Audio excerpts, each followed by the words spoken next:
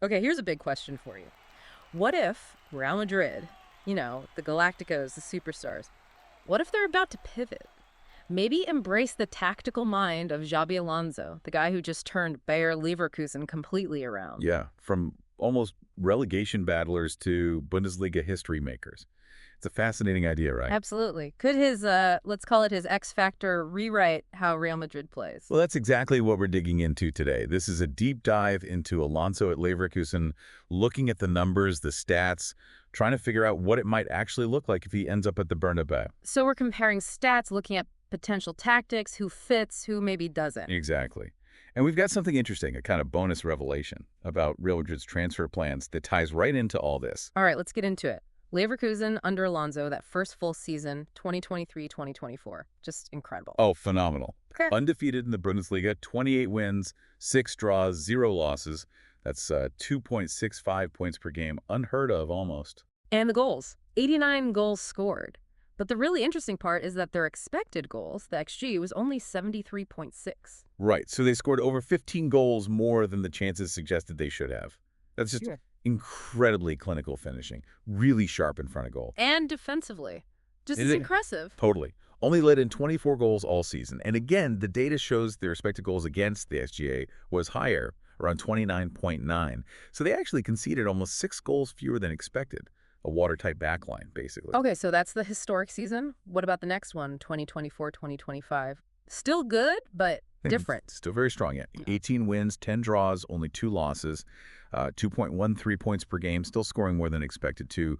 64 goals against an XG of 52.3. Good overperformance, but maybe not quite that historic level we saw before. Right, but here's where it gets, well, a bit controversial maybe. The defense in that season. Yes. They conceded 35 goals, but their expected goals against was lower this time, only 30.4. So they let in more goals than the stats suggested they should have. That's the flip side of the previous season. Exactly. And it raises that question, doesn't it, for everyone listening? Are these, tiny cracks starting to show, or is it just a blip, a normal fluctuation in Alonso's plan? Something to think about. Definitely. Okay, moving beyond just goals. What else did the data show about Leverkusen's style? Well, they look very active, high numbers for ball recoveries, and they draw quite a few fouls, too. It suggests a team that's really engaged, pressing, trying to win the ball back quickly. Active, involved, makes sense. Yeah, though we should be careful. Without direct comparisons to league averages or other top teams in those specific metrics, it's hard to say definitively if they're, way above everyone else. But the numbers themselves are high. Gotcha. And what about with the ball? Possession seems key, right? Oh, absolutely. High possession stats and a lot of carries, players dribbling the ball forward. It clearly points to a dribbling-heavy approach and attack. There's a catch with the dribbling, isn't there? There is. Their success rate on those take-ons, those one-on-one dribbles, it's actually under 50% in both seasons we looked at. So how do you read that? Is it good because it stretches defenses, even if it fails half the time? Or is it bad because, well, you're losing the ball? That's the debate, isn't it? You could argue the sheer volume of attempts puts pressure on opponents, opens up passing lanes elsewhere. Or you could say it's maybe inefficient, potentially leads to turnovers and bad spots. So tactically, it's clear. High possession, lots of progressive carries, but maybe a weakness in those individual attacking duels and potentially in defensive ones too, based on other hints in the data. That seems a fair summary of the tactical picture painted by the numbers, yeah. A defined style, but with potential areas opponents could try to exploit. Okay, let's switch gears. Real Madrid. How did their current stats stack up against this Leverkusen model? This should really highlight the potential changes if Alonso came in. Right. So Real Madrid scored 65 goals with an expected goals figure of 61.7. They're overperforming too, just not quite to that same extent as Leverkusen's crazy 23-24 season. So still clinical, but maybe a bit closer to expectations.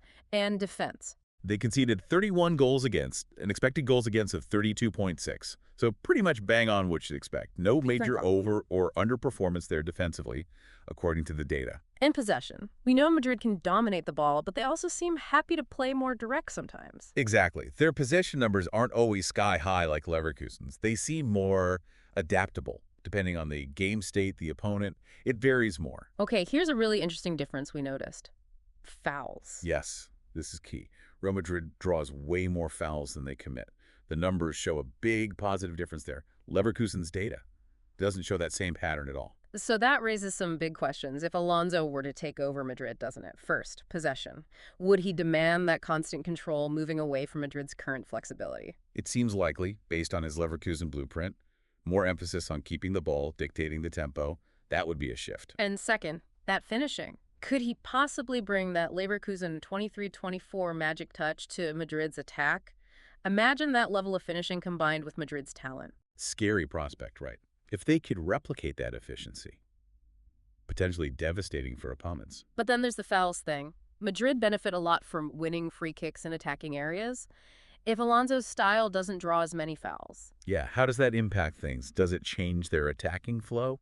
Reduce threat from set pieces? It's a definite tactical point to consider. So, summarizing the potential strengths Alonso could bring, that unwavering focus on possession seems central. Potentially improved finishing if he can recreate that Leverkusen peak.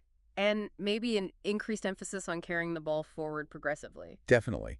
And when you look at the Madrid squad, you can see players who might just thrive. I mean, think about Modric. His passing range is pure class, very Alonso-esque, though obviously Kroos is retired and Modric's future is, well, uncertain. Right, so maybe gaps to fill there immediately, but others. Oh, absolutely. Vinicius Jr.'s dribbling ability, you think that fits perfectly? Yeah. Rodrigo's coolness in front of goal, essential. And the fullbacks. This seems like a system where they could become even more important.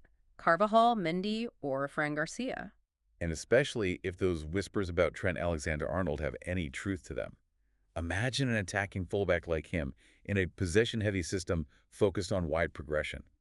Could be massive. Okay, now for the trickier part.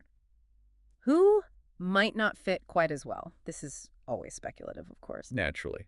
But you could argue players who really excel in, say, super direct, fast transitional play might find their roles changing a bit. Fewer long balls over the top, perhaps? Yeah, maybe fewer quick counterattacks if the focus shifts heavily to build up. And generalizing a bit, since we don't have super detailed passing metrics, maybe players who are less involved in the intricate build-up phase, those more focused on the final action. Might need to adapt their game, become more involved earlier in the move. Potentially, yeah. Forwards who are pure finishers might need to add more link-up play, contribute more to keeping possession. But we should add the caveat. Alonso's shown he can be flexible too, right?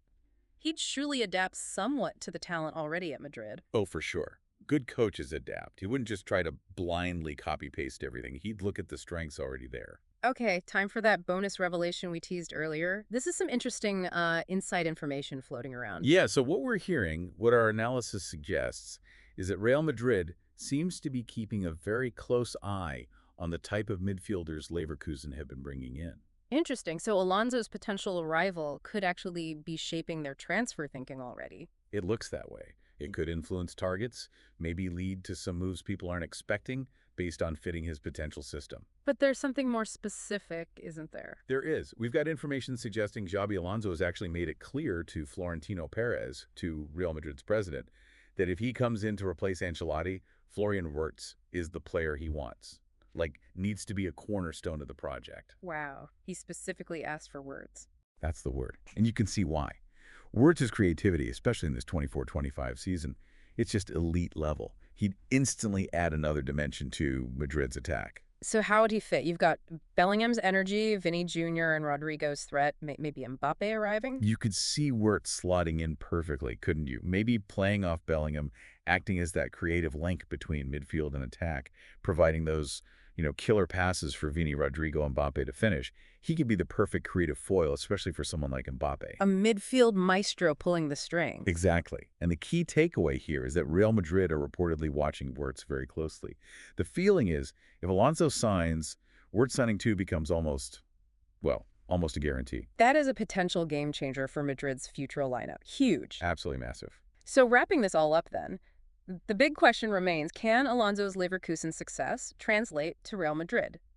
The data shows clear opportunities, but also, potential challenges. Yeah, potential triumphs, but also maybe some turbulent transitions needed. It's not a simple plug-and-play situation. You've got that potential clash of styles, Madrid's adaptability versus Alonso's possession focus.